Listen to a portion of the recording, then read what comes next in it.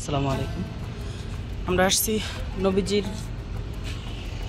গোসলের পানি, গোসল যেখানে যেই পানি দিয়ে নবীজিকে গোসল করানো হয়েছে নবীজিকে স্বপ্ন দেখাইছে এই জান্নাতি কূপের পানি দিয়ে গোসল করাবে নবীজিকে।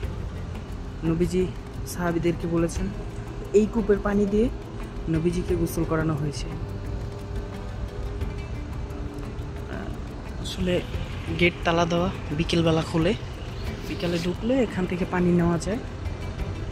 এখান থেকে এই যে এটা হচ্ছে কুয়া, যেখানে নবীজি যেই পানি দিয়ে নবীজিকে গোসল করানো হয়েছে।